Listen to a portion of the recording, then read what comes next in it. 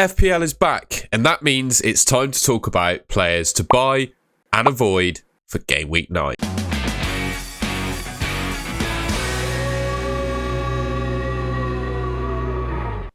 You might not have been expecting me to start a video talking about Pedro Neto, but I really like him as an option. And it's not just him. There are plenty of other good players at this price tag as well. I think there's like an emerging category of like fifth midfielder in the game at the moment, sort of under 6 million. The likes of Anthony Gordon, Pedro Neto and Cole Palmer are currently ticking that box. They're all returning reasonably well, and I think allow you to upgrade other positions in your team. And obviously picking someone at this price tag that's returning well, you could quite happily start them every week. Pedro Neto himself, I think, is my pick of those players just because he's absolutely nailed to play for Wolves. I think he's pretty much Wolves' best player.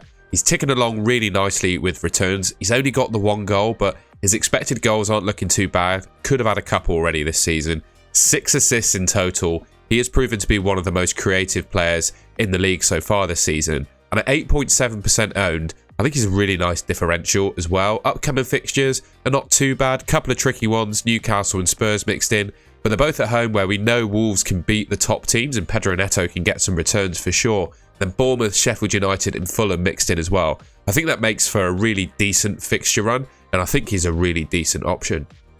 Next player I wanted to talk about is one that might not fit your team, but one I'd really like the look of, and that's Vicario of Spurs. He is at the moment the #1 goalkeeper in the Premier League for saves percentage. They've done really well for clean sheets so far, keeping 3 in 8 games that they've played. It's not really been great this season across the board for clean sheets, so Spurs are one of the top teams for clean sheets, and they've only kept 3. And as I said, he's got a really good saves percentage. He's making over 3 saves per game on average. So when he's not returning a clean sheet, on average, he is at least getting saves bonus.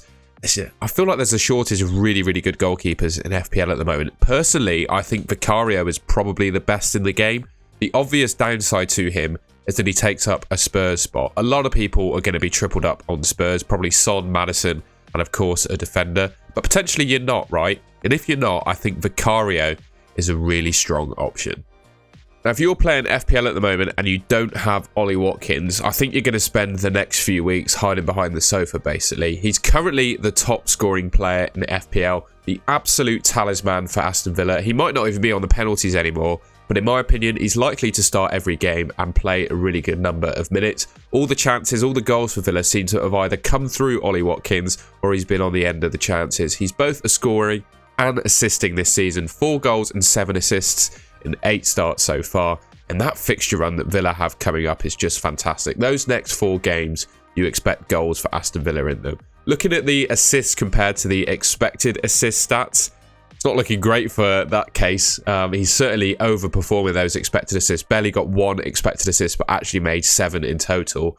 That just means he's not particularly creative. The chances and the assists that he is making probably come from his shots, like deflected or bouncing off the keeper, etc. He's just gone up to 8.2 million as well, but to be honest, I don't think that price is too expensive for him. I still think he's a great option, and over the next 4 weeks, he's probably the strongest option in FPL.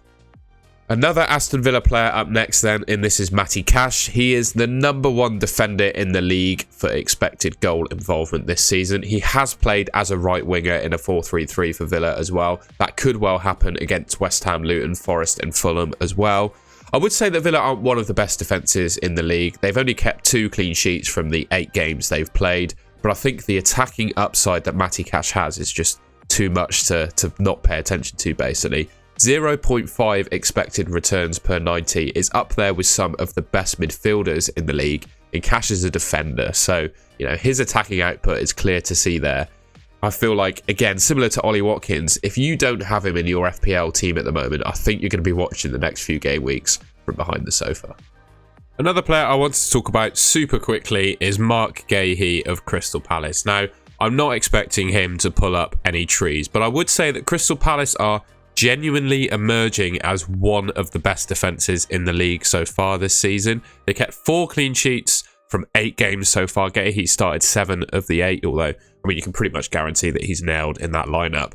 I'd also suggest with Eze and Olise both being injured for Crystal Palace, I think Roy Hodgson is going to have to rely on defensive solidity to get them results, particularly in their upcoming games like Newcastle, Spurs, I think Palace are going to really have to sit back and hit teams on the counter, but they are really good at doing that. They are good against the top sides at keeping them quiet and hitting them on the counter-attack. So they could get results against Newcastle and Spurs. Obviously, on paper, they're tough games. Then they've got Burnley, Everton and Luton. So I wanted to mention Mark Gay here. At 4.5 million, you know, he's someone you'd be happy to have on your bench when there are other better fixtures for other players. But Crystal Palace are emerging as one of the best defences in the league, and I really do think he's a good option. One final player to talk about then is a player that quite a few players started with and got really unlucky with the amount of benchings that Gabriel receives. But with Timber being injured and Arsenal looking really good defensively with that settled back four, I don't really know why Arteta didn't play it from the start, to be honest. The White, the White, Gabriel, Saliba and Zinchenko back four is just so solid for Arsenal. They proved that last season, and I think it's coming to fruition again this year. Gabriel now, because of his price drops, is the cheapest starting Arsenal defender.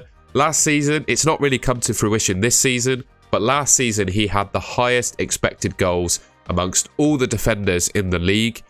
I think that's going to come back at some point. We're going to see him being a danger from set pieces. Sheffield United, one of the worst teams in the league, as well as Burnley for defending set pieces. He's got those games coming up, so I'd expect that goal threat to rise as well. But at 4.7 million for a starting Arsenal defender, I don't think you can go wrong. Similar to my previous videos on the buy and avoid topic, but there isn't a whole lot of players that I would avoid at the moment. There's a heck of a lot of really good options in FPL, but Man United are a team that I would be put off from. I'm a Man United fan myself, and I recognise that the club are in a really dire situation at the moment.